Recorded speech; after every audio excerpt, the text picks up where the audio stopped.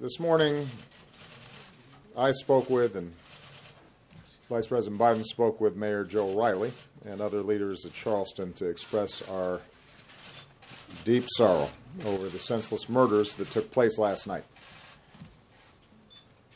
Michelle and I know several members of Emmanuel AME Church. We knew their pastor, Reverend Clementa Pickney, who, along with 8 others, gathered in prayer and fellowship and was murdered last night. And to say our thoughts and prayers are with them and their families and their community doesn't say enough to convey the heartache and the sadness and the anger that we feel. Any death of this sort is a tragedy. Any shooting involving multiple victims is a tragedy. There is something particularly heartbreaking about a death happening in a place in which we seek solace and we seek peace, in a place of worship. Mother Emanuel is, in fact, more than a church. This is a place of worship that was founded by African Americans seeking liberty. This is a church that was burned to the ground because its worshipers worked to end slavery. When there were laws banning all black church gatherings, they conducted services in secret. When there was a nonviolent movement to bring our country closer in line with our highest ideals, some of our brightest leaders spoke and led marches from this church's steps. This is a sacred place in the history of Charleston and in the history of America. The FBI is now on the scene with local police, and more of the Bureau's best are on the way to join them. The Attorney General has announced plans for the FBI to open a hate crime investigation. We understand that the suspect is in custody, and I'll let the best of law enforcement do its work to make sure that justice is served. Until the investigation is complete, I'm necessarily constrained in terms of talking about the details of the case.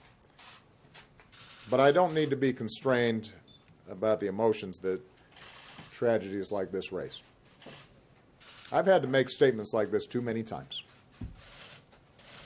Communities like this have had to endure tragedies like this too many times.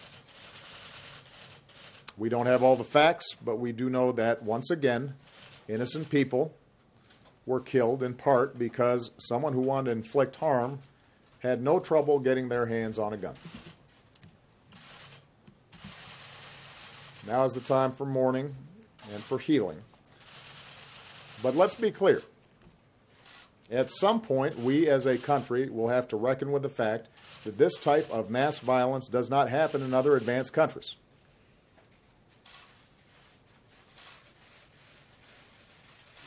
It doesn't happen in other places with this kind of frequency. And it is in our power to do something about it.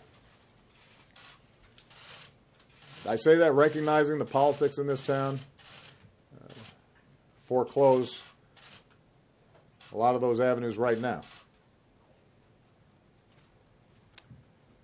But it'd be wrong for us not to acknowledge it. And at some point, it's going to be important for the American people to come to grips with it. And for us to be able to shift how we think about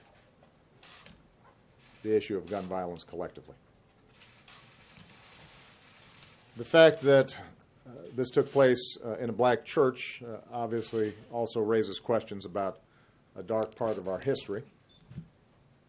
This is not the first time that black churches have been attacked. And we know that hatred across races and faiths pose a particular threat to our democracy and our ideals. The good news is I am confident that the outpouring of unity and strength and fellowship and love across Charleston today, from all races, from all faiths, from all places of worship, indicates the degree to which those old vestiges of hatred can be overcome.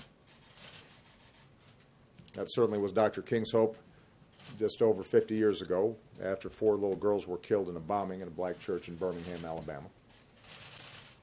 He said they lived meaningful lives and they died nobly. They say to each of us, Dr. King said, black and white alike, that we must substitute courage for caution. They say to us that we must be concerned not merely with who murdered them, but about the system, the way of life, the philosophy which produced the murderers. Their death says to us that we must work passionately and unrelentingly for the realization of the American dream. And if one will hold on, he will discover that God walks with him and that God is able to lift you from the fatigue of despair to the buoyancy of hope and transform dark and desolate valleys into sunlit paths of inner peace. Reverend Pigney and his congregation understood that spirit. Their Christian faith compelled them to reach out not just to members of their congregation or to members of their own communities, but to all in need. They opened their doors to strangers who might enter a church in search of healing or redemption. Mother Emanuel Church and its congregation have risen before, from flames, from an earthquake, from other dark times, to give hope to generations of Charlestonians. And with our prayers and our love and the buoyancy of hope, it will rise again now as a place of peace.